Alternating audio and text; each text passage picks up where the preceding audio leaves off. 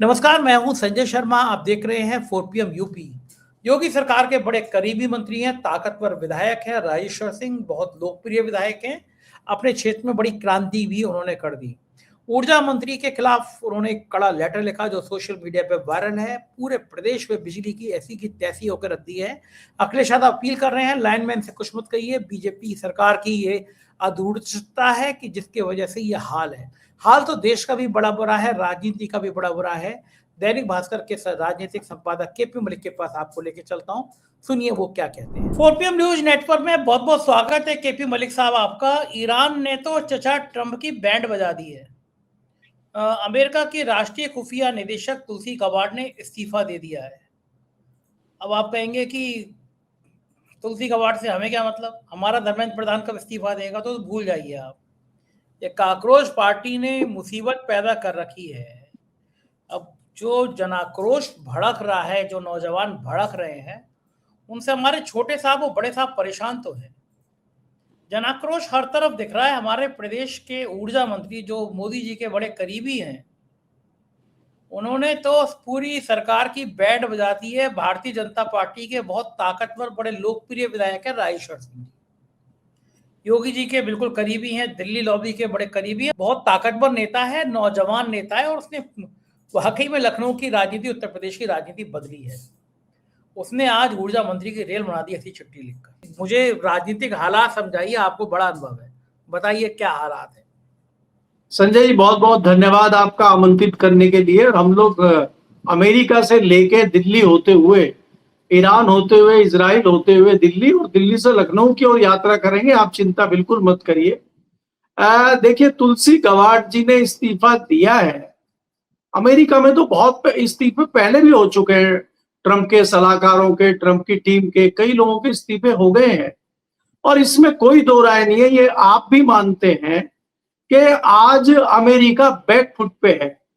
अभी 2 दिन पहले खबर आई थी कि ट्रंप की और नेतन्याहू की बात हुई है, जो इजराइल के प्रधानमंत्री है, उनकी बात हुई है, और इजराइल ने कहा है कि भाई युद्ध को बीच में रोकना ठीक नहीं होगा, और ट्रंप की अब हिम्मत नहीं हो रही है युद्ध करने की। ट्रंप ने साफ कह दिया है कि अभी जो है ये हज शुरू होने वाला है 25 से 28 तक। ओहो, तो इस मुकद्दस महीने, इस मुकद्दस समय पे, इस इतने पवित्र समय पे तो मैं हमला कर ही नहीं सकता।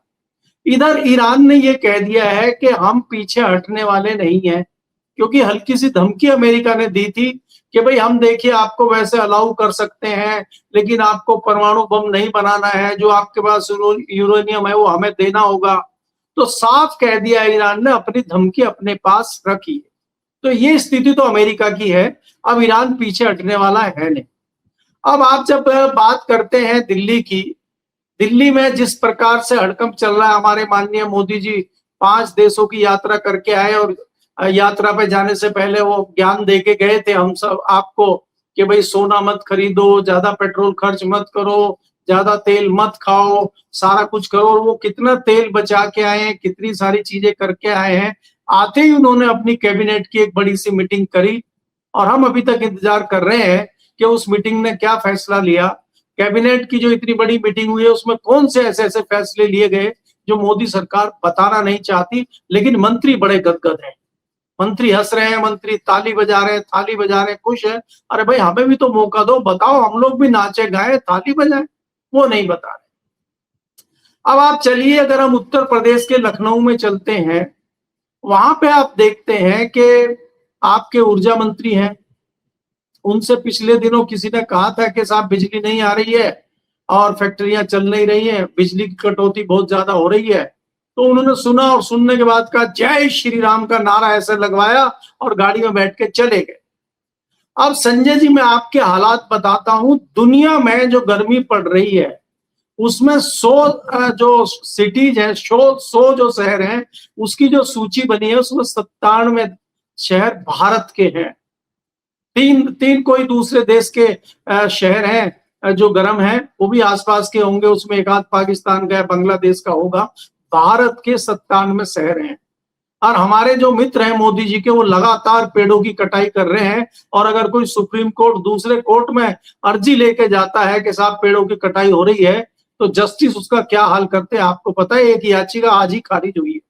ये आप तो लेट हो गए, आप तो विकास कार्यों में बाधा कर रहे हैं।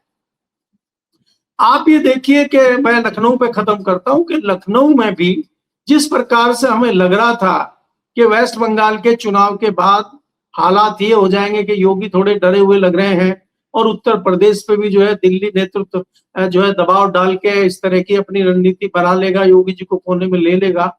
उन्होंने दिखा दिया कि मंत्रिमंडल में 8 दिन तक उन्होंने चार्ज ही नहीं दिया मंत्रियों को, कोई विभाग ही नहीं दिया, देकर उन्होंने जता दिया कि सोटा मेरा मजबूत है। और अभी जिस प्रकार से एक चिट्ठी विधायक ने लिखी है, जो सरोजनी नगर लखनऊ के विधायक हैं राजेश्वर सिंह जी, उन्होंने चिट्ठी जो लिखी है पावर मिनिस्टर को, वो जताता है, क्योंकि आज की डेट में राजेश्वर सिंह को माना जाता है कि वो योगी के सबसे करीब हैं। अभी दिल्ली से नाता थोड़ा कम हो गया है उनका, और जो आपके खास सिपे सालार दिल्ली में हैं, जिनको तुरंत पता लग जाता है दुबे जी को, आजकल उनकी उचित दूरी उनसे बनी हुई है। आपको पता होगा आज निशिकांत दुबे का भी ट्वीट आया है कि ये जो जेनजी वाला मामला चल रहा है, जो कॉकरोच पार्टी बनी है, इसमें कुछ पाकिस्तान का हाथ है और कुछ दूसरे लोगों का हाथ है, इसमें खतरा है, क्योंकि इनका नेटवर्क बहुत तेज है। आपको पता है, एक एजेंसी ने भी कहा है, अपनी जो गुप्तचर एजेंसी है उसने भी कहा है कि ये देश के खिलाफ काम हो रहा है। अगर आप सवाल पूछेंगे, अगर आप शिक्षा की बात करेंगे, अगर आप नीट के पर्चे लीक होने की बात करेंगे, और जैसे ही आप कुछ सवाल पूछेंगे तो देश की संप्रभुता को खतरा हो जाएगा, और फिर आपका ट्विटर हैंडल हो, कोई अकाउंट हो, वो बंद हो जाएगा। आपका भी तो हुआ था ना, आपसे भी खतरा हो गया था राष्ट्र को, तो राष्ट्र को खतरा हुआ तो आपका अकाउंट कर दिया। अभी भी फेसबुक अभी भी बंद है। दिल्ली हाई कोर्ट जा रहे हैं इसी हफ्ते में। चैनल एक बार सुप्रीम कोर्ट ने खुलवाया, एक बार हाई कोर्ट ने खुलवाया, एक ईओडब्ल्यू जांच का लेटर फिर आ गया। ईडी इनकम टैक्स से तो बहुत मोहब्बत है, ये वो नोटिस देते रहते हैं। संजय जी, मैं खत्म करने से पहले इसमें एक चीज और जोड़ना चाह रहा हूं कि तमाम उदाहरण इस चीज के आ रहे हैं कि यहां अगर कोई सवाल उठाता है, कोई सुझाव सरकार को देता है, तो सरकार लाठी डंडा लेके उसी को दौड़ा रही है। सरकार उस चीज पे नहीं जा रही है कि भाई इन्होंने अगर सवाल उठाया है, इस सवाल से हम एक सुझाव मानते हुए सरकार उस चीज को ठीक करे और जो दोषी व्यक्ति है उसको हटाया जाए। उसका सबसे बड़ा उदाहरण आपने देखा कि कांस्टेबल शुक्ला जी थे उत्तर प्रदेश में, उन्होंने पुलिस के भ्रष्टाचार को खोलने का इतना बड़ा रिस्क लिया, उन्होंने अपनी नौकरी पे दांव पे लगाई और उन्हीं को सस्पेंड कर दिया गया। और अभी उनके साथ क्या क्या हो रहा है आप सोच नहीं सकते। दिल्ली में अगर कोई बात करता है कि नीट का जो है पर्चा लीक हो रहा है, तो अब तो एनटी ने कह दिया कि नहीं, कोई पर्चा लीक नहीं हुआ, हमारे यहाँ से तो कुछ लीक हुआ ही नहीं है। आपके यहाँ से लीक नहीं हुआ तो आपने परीक्षा रद्द क्यों कर दी? आपने फिर इतना बड़ा डिसीजन क्यों लिया? सरकार पल्ला झाड़ रही है हर चीज में। और अगर ये युवा किसी चीज को उठा रहे हैं और किसी आवाज को बुलंद करना चाहते हैं, तो उनके ट्विटर हैंडल, उनके दूसरे सोशल अकाउंट बंद कर दो। आपने एक अकाउंट बंद किया, उन्होंने दूसरा खोल दिया, और दूसरे में रिकॉर्ड उनके जो है फॉलोअर आ गए हैं इतने, तो आपके पास 11 साल में नहीं आए जितने उनके 7 दिन में आ गए। उन्होंने तो आपके मुंह पे तमाचा लगा दिया है। तो बात कहने की यह है कि सरकार जो है चारों तरफ घेरने पे लगी है उसको जो सवाल पूछ रहे हैं। जी ये लेकिन मुझे ये बताइए केपी मलिक साहब, आपने बड़े राजनीति को बड़ा करीब से देखा है, आपने सालों पार्लियामेंट कवर की है, पार्लियामेंट को बहुत करीब से देखा है, बड़े बड़े आंदोलन देखे हैं, इमरजेंसी देखा है, अन्ना आंदोलन देखा है। लेकिन ये कॉकरोच पार्टी का जिस हिसाब से रिएक्शन हुआ है, नौजवान खास तौर से पूरे देश भर के जितना रिएक्शन कर रहे हैं, निशिकांत दुबे भली कहते रहे पाकिस्तान है, लेकिन मैं ये मानता हूं कि एक एक आईडी सरकार ने चेक कर ली होगी। मैंने कॉकरोच पार्टी का इंस्टाग्राम ट्विटर फॉलो किया, तो क्या मैं पाकिस्तानी हूं? हालांकि सरकार तो कह चुकी है कि मैं पाकिस्तानी हूं। जब पहलगाम हमले पे मैं सवाल पूछ रहा था कि भाई आतंकी कहां से आ गए, सरकार बताए, तो 15 या 16 पाकिस्तान के चैनल बनते और भारत का अकेला मैं बंद किया गया था। सुप्रीम कोर्ट नहीं होता तो चैनल पे बात ही नहीं कर पाता मैं। सरकार ने अभी, जब मैं ईरान के पक्ष में बोल रहा था और ये कह रहा था कि अमेरिका से इतना डरते क्यों है हमारे साहिब, तो फिर सरकार ने चैनल बंद किया और हाई कोर्ट में इतना भयंकर दिया कि मुझे लगा कि मैं ही कॉकरोच बन गया हूं। तो अब मैं कॉकरोच पार्टी का समर्थन कर रहा हूं, तो क्या मैं पाकिस्तानी हूं? एक एक आईडी चेक की गई होगी। जितने नौजवान हैं, मेरे बच्चे, मेरे दोस्तों के बच्चे, सब कह रहे हैं कि कौन सी गलत बात कह रहे हैं नौजवान। ये जो करंट फैल रहा है, आपको लग रहा है कि जैसे बारूद का ढेर था, बस केवल दिया सलाई किसी ने दिखा दी। देश के इस हालात को, चूंकि आपने बहुत करीब से समाज को देखा है, राजनीति को देखा है, आप मानते हैं कि ये यूथ भड़क रहा है? दूसरी बात, किसान आंदोलन तो आपने जा के कवर किया था, किसान आंदोलन के तमाम बड़े नेताओं से आप कवर लगातार संपर्क में रहते थे, शो करते थे। 700-800 किसान मर गए, सरकार के कानों पे जूं नहीं रहेंगी। चुनाव आया तो हमारे विश्वगुरु ने कह दिया कि मुझे लगता है कि मेरी तपस्या में कुछ कमी रह गई होगी, लेकिन वो आंदोलन में महीनों चला था। ये हफ्ते भर में जो रिएक्शन हुआ, क्या ये बहुत खतरनाक संकेत दे रहा है? क्योंकि महंगाई बढ़ रही है, पेट्रोल डीजल 4 रुपए बढ़ चुका, खाने का तेल, सब्जी, रोटी सब महंगी हो रही है, मध्यम वर्ग की कमर टूट गई, बेरोजगार परेशान है। आपको लग रहा है कि देश एक खतरनाक मोड़ की तरफ जाता हुआ नजर आ रहा है? और ये कॉकरोच पार्टी का रिएक्शन इतनी जल्दी वायरल होना क्या संकेत देता है? संजय जी देखिए, दिल्ली में अभी ब्रेड 55 रुपए की थी, 5 रुपए सीधे सीधे बढ़ गए, अभी 60 रुपए की ब्रेड हो गई। और अगर यही हालात रहे, मैं अपने सब दोस्तों को बताता हूं कि बहुत जल्दी ब्रेड 150 रुपए तक पहुंच जाएगी, क्योंकि खाद्य का क्राइसिस सबसे ज्यादा आएगा। सबसे ज्यादा क्राइसिस खान पान का आएगा। आप ये देखिए, मैं थोड़ा हटके जवाब दे रहा हूं जो आपने सवाल पूछा था। उसका कारण ये है कि जो गेहूं उगाने वाले दुनिया के सबसे बड़े 5-6 देश हैं, उनमें भारत, अमेरिका, चीन, यूक्रेन, सब कहीं ना कहीं युद्ध की चपेट में हैं और कहीं ना कहीं तनाव की स्थिति है। और यहाँ पे वैसे भी गेहूं की फसल बहुत कम हुई है, गेहूं का उत्पादन बहुत कम हुआ है। तो आने वाले समय में आपको गेहूं की कमी दिखाई देगी। और अगर जो भी हम खाते हैं, चाहे वो ब्रेड हो, चाहे वो दूसरी चीजें हो, सबसे ज्यादा प्रयोग गेहूं का होता है। इस स्थिति को भी आपको भुगतना पड़ेगा आने वाले समय। अब आप जो बात कर रहे हैं कि जिस प्रकार से चाहे वो कॉकरोच पार्टी की बात हो, चाहे वो युवाओं के गुस्से की बात हो, संजय जी मैं ये देख रहा हूं, अगर मैं लार्ज स्केल पे देखूं, आपने पार्लियामेंट का भी जिक्र किया है, चाहे किसानों का मामला हो, चाहे दूसरे लोगों का मामला हो, जो भारतीय जनता पार्टी की कार्य प्रणाली को देख रहे हैं, 3 प्रकार का गुस्सा लोगों के अंदर है। जिस प्रकार से अभी अभी ताजा ताजा भारतीय जनता पार्टी ने बंगाल में जिस प्रकार से चुनाव जीता है, जो थोड़े से भी पढ़े लिखे लोग हैं, थोड़े से भी सोचने समझने वाले लोग हैं, वो बड़े चिंतित हैं कि किस प्रकार से आपने संस्थाओं पे कब्जा कर लिया है, किस प्रकार से आपने सिस्टम पे कब्जा कर लिया है। और जिस प्रकार से सिस्टम काम कर रहा है, कहीं ना कहीं एक उदासीनता उन लोगों के बीच में है और कहीं ना कहीं एक गुस्सा उन लोगों के बीच में है। दूसरी जो घटना हुई है युवाओं को लेके, वो आपने देखा कि नीट का पर्चा जिस तरह से लीक हुआ और सरकार की कान पे जूं नहीं रेंग रही है। सरकार खाली पल्ला झाड़ना, जिसको कहते हैं कमेटी बना के पल्ला झाड़ दिया और कह दिया इसमें एनके की कोई गलती नहीं। तीसरी चीज जो उस पे सोने पे सुहागा हुआ है या जख्मों पे नमक छिड़कने का काम किया है, वो चीफ जस्टिस ऑफ इंडिया ने किया कि आप उनकी कोई गलती नहीं है, आप उनको रोजगार नहीं दे रहे हैं और उल्टा आप उनको चिढ़ाने का काम कर रहे हैं, आप उनके जख्मों पर नमक छिड़कने का काम कर रहे हैं। ये किसने कहा था कि हर साल 2 करोड़ रोजगार देंगे? ये किसने कहा था कि अगर हम सत्ता में आएंगे तो 15-15 लाख तो यूं ही लोगों को मिल जाएगा? ये किसने कहा था कि हम सत्ता में आएंगे काला धन लाएंगे? ये किसने कहा था कि अगर हम सत्ता में आएंगे तो पेट्रोल 35 रुपए लीटर हो जाएगा? ये किसने कहा? और क्या हुई कोई चीज? तो कहीं ना कहीं युवाओं के बीच में जो ये गुस्सा है, वो गुस्सा निकालने का मौका उन लोगों को नहीं मिल रहा था और वो इन्होंने इस तरीके से निकाला है। संजय जी मैं नहीं मानता हूं कि ये पॉलिटिकल पार्टी बन चुकी है, कल को ये चुनाव में उतरेगी और कल को ये भारतीय जनता पार्टी या किसी भी सत्ताधारी दल को हरा के काबिज हो जाएगी। भारत में इतना आसान नहीं है। आपको ये देखना होगा कि भारतीय जनता पार्टी लगभग 2 दर्जन से ज्यादा राज्यों में सरकार चला रही है, उसका इतना बड़ा तामझाम है, लेकिन वो एक सोशल मीडिया पे कुछ लोगों के समूह से इतना घबरा गई है, इतना डर गई है कि तमाम जो है षड्यंत्र कर रही है। तो ये डर जताता है कि भारतीय जनता पार्टी और उसके नेता बुरी तरह से डरे हुए हैं, इसीलिए वो तरह तरह के आरोप लगा रहे हैं। एक जनाब बग्गा साहब है भारतीय जनता पार्टी के, वो भी बड़े विद्वान है, उन्होंने पूरा आंकड़ा डाल दिया है उस पर और उसने कहा कि इसमें जो ये लगभग 2 करोड़ से भी ज्यादा जो उनके फॉलोअर हैं, इसमें लगभग 50% पाकिस्तान के। देखिए पाकिस्तान टेक्नोलॉजी में हमसे कितना आगे है, ये हमें देखना होगा। बाद में जब जांच पड़ताल की गई और हमने भी कई लोगों से पूछा, उन्होंने कहा कि 94.7% भारत के लोग हैं और 1% जो है उसमें अमेरिका के लोग हैं। अमेरिका में भी इंडियन है, भारतीय लोग रहते हैं, हम मानते हैं कि वो होंगे, बाकी थोड़े थोड़े और दूसरे देशों के हैं।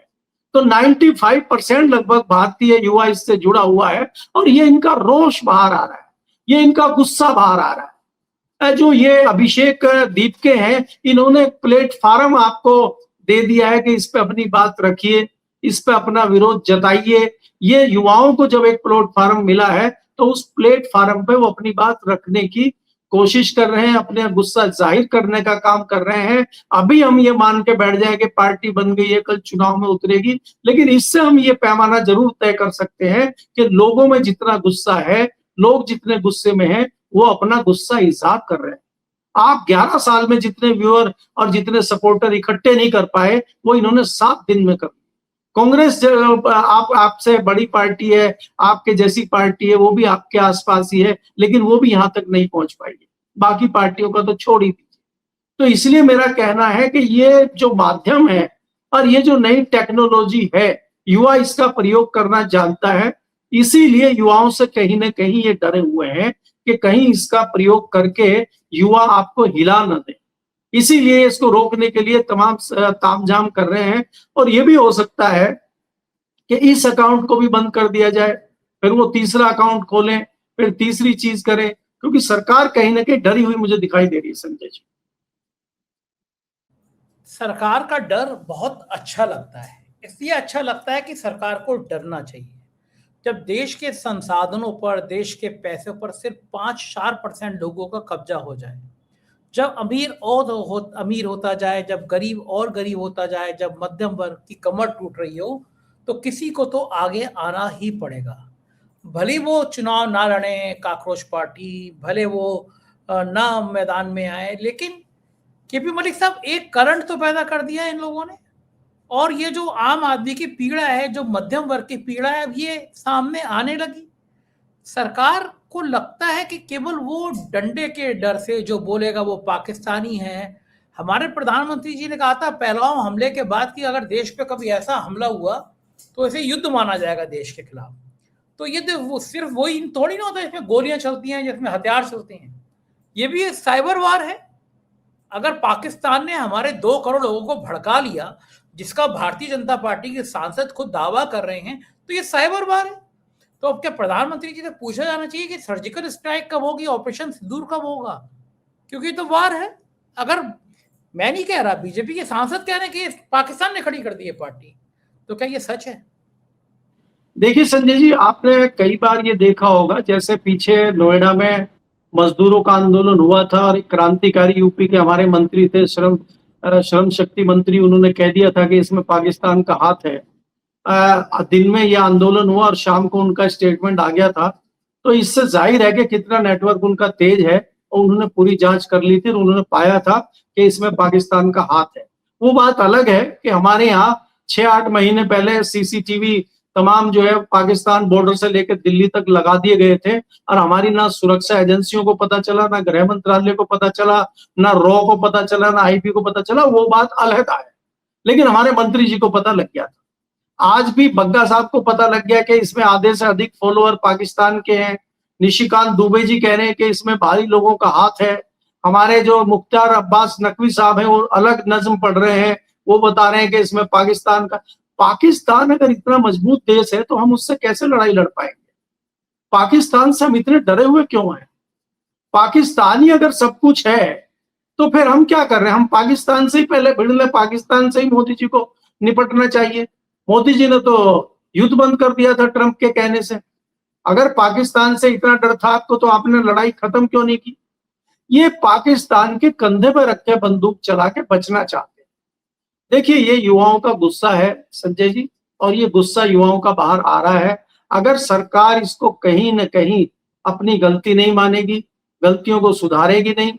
देखिए, आज युवाओं ने ये कहा है कि भाई धर्मेंद्र प्रधान का इस्तीफा होना चाहिए। कहीं ना कहीं परीक्षा रद्द होने के लिए, नीट का पर्चा लीक होने के लिए कहीं ना कहीं धर्मेंद्र प्रधान जिम्मेदार हैं, क्योंकि वो इस मंत्रालय के मंत्री हैं। उनको तो खुद ही जवाबदेही तय करके इस्तीफा दे देना चाहिए था, लेकिन वो अगर इस्तीफा मांगने से भी नहीं दे रहे हैं तो ये आक्रोश युवाओं का बढ़ेगा। दूसरी बात ये है संजय जी, को ये पहली बार नहीं है। 2 साल पहले भी सरकार ने यही कहा था कि एनटीए जांच कर रही है, पर्चा लीक हुआ था, तो 2 साल में आपने कुछ नहीं किया। तीसरी बात अगर आप देखेंगे, मोदी जी को डर कहीं ना कहीं ये है कि अगर धर्मेंद्र प्रधान का इस्तीफा हो गया, कहीं ऐसा ना हो कि ये इनकी आदत हो जाए और हर तीसरे दिन ये इस्तीफे मांगे, क्योंकि ये तो फिर यूपी के पावर मिनिस्टर का इस्तीफा मांगेंगे, फिर रेल मंत्री का इस्तीफा होगा जो रील बनाते हैं उसमें ट्रेन में, फिर उनका इस्तीफा होगा, फिर हमारे हरदीप पुरी जी का इस्तीफा होगा, तो इस्तीफों की झड़ी लग जाएगी। क्योंकि यहाँ तो रोज इस तरह की चीजें हो रही हैं। अभी एक लड़की ने ट्रेन में खाने का वीडियो बना के डाल दिया और उसमें कहा कि इस खाने में तमाम कमियां हैं, पौष्टिक खाना नहीं है, खाना ठीक नहीं है। तो उस खाने इन्होंने धन्यवाद नहीं किया रेलवे डिपार्टमेंट ने उसका, कि आपने हमारी कमियां जाहिर की हैं और हमें बताया है, इत्तेफाक करेंगे, हम इस पे ध्यान देंगे और हम इस गलती को सुधारेंगे और जो दोषी है उनको सजा देंगे। ये कह के उनको धन्यवाद पत्र नहीं दिया, उनको नोटिस भेज दिया है और उनको कहा है कि आप राष्ट्रद्रोह कर रही हैं, इसलिए आपके ऊपर क्यों ना एक्शन ले लिया जाए। मतलब यहाँ पर सरकार लठ लेके उसको दौड़ा रही है जो सवाल पूछ रहा है, या वो आपकी कमी को उजागर कर दे रहा है, या वो भ्रष्टाचार का भांडा फोड़ दे रहा है, सरकार उसको लठ लेके दबाने का काम कर रही है, उसको गलती को सुधारने का काम नहीं कर रही। अगर आप शिक्षा पे आरोप लगाते हैं कि यहाँ पे शिक्षा में इस तरह का घोटाला घपला हो रहा है, आप कोई हॉस्पिटल की बात करते हैं, आप कहीं सड़क का खामियाजा दिखाते हैं कि देखिए सड़क अभी बनी थी 1 महीना पहले और पूरी सड़क टूट गई है, इसमें व्यापक भ्रष्टाचार है, तो आप ये नहीं कहते ठीक है इसको ठेकेदार को सजा देंगे, ठेकेदार के ऊपर जुर्माना ठोकेंगे, जो कर रहा है उसको पकड़ लो। कितने पत्रकारों की संजय जी हत्या हुई है, आप देखिए, चाहे वो मध्य प्रदेश हो चाहे छत्तीसगढ़ में हो। आपको याद होगा एक जो सड़क बनी थी, उस सड़क का पत्रकार ने खुलासा किया था कि सड़क में देखिए किस प्रकार से भ्रष्टाचार चल रहा है, और कुछ दिनों बाद उसकी लाश मिली थी। तो आप या तो ठेकेदार ही निपटा दे रहा है उस पत्रकार को, अगर वो नहीं निपटा पा रहा तो सरकार लट लेकर दौड़ा ले रही है उसको राष्ट्रद्रोही घोषित कर दे रही है। तो अगर आप इस प्रकार से करेंगे तो कितने दिन आप करेंगे और कब तक आप करेंगे? संजय जी, ये जैन जी हैं, ये किसी की बात सुनने वाले नहीं है। इनके पास तमाम जो आज सुख सुविधाएं हैं और जो टेक्नोलॉजी इनके पास है, इस चीज का पहले अभाव था। ये कहीं की कहीं चीजें देखते हैं, एआई 1 मिनट में पूरी रिपोर्ट इनके सामने रख देता है। आप देखिए जिस पार्टी को बनाने में सालों साल लगते हैं, उसका कहना ये है अभिषेक का कि मैंने 1.5 घंटे में ये पार्टी खड़ी कर दी, 1.5 घंटे में मैनिफेस्टो भी बन गया, उसका जो है सारा लोगो भी बन गया, वेबसाइट भी बन गई, उसके सारे जो है क्वेश्चन आंसर भी बन गए, उसका मैनिफेस्टो की एक चीज भी आ गई, महिलाओं को हम 50% देंगे ये भी आ गया, जो जस्टिस रिटायर होंगे वो राज्यसभा के मेंबर नहीं बनेंगे ये भी लिखा गया उसमें। तमाम चीजें आपने 1.5 घंटे में कर दी। तो ये वो वाले जैन जी हैं कि इनके सामने आप ज्यादा टिक नहीं पाएंगे और झूठ बोल नहीं पाएंगे, क्योंकि इनको झूठ नापने की मशीन भी इनके पास है। बिल्कुल ठीक बात है कि ये वो जैन जी हैं जिनको ये झेल नहीं पाएंगे, क्योंकि नौजवानों को पता है कि देश चलता कैसे है, और नौजवान त्रस्त हो गए। जिन लोगों को ये सोचते थे ये सिर्फ रील बनाने वाले हैं, उन्होंने रेल बना दी सरकार की। बहुत बहुत शुक्रिया केपी मलिक साहब, आपने तस्वीर दिया, बातचीत की, थैंक यू। ये थे केपी मलिक जी, और ये मेरे मन की बात थी और उनके मन की बात थी। और मुझे लगता है कि ये नौजवान जिस तरह से सड़कों पर आ रहे हैं, कांग्रेस पार्टी आ रही है और भाजपा के अंदर असंतोष बढ़ता जा रहा है, एक बड़े तूफान की आहट है भी। जिस देश में इस हद तक बेरोजगारी बढ़ रही हो, मध्यम वर्ग परेशान हो, उस देश में ये सब होना आम बात है। और मुझे लगता है कि नौजवान क्रांति की एक नई कहानी लिख रहे हैं जो सरकार को बहुत परेशानी कर सकती है। आप क्या सोचते हैं बताइएगा जरूर। शुक्रिया, थैंक यू।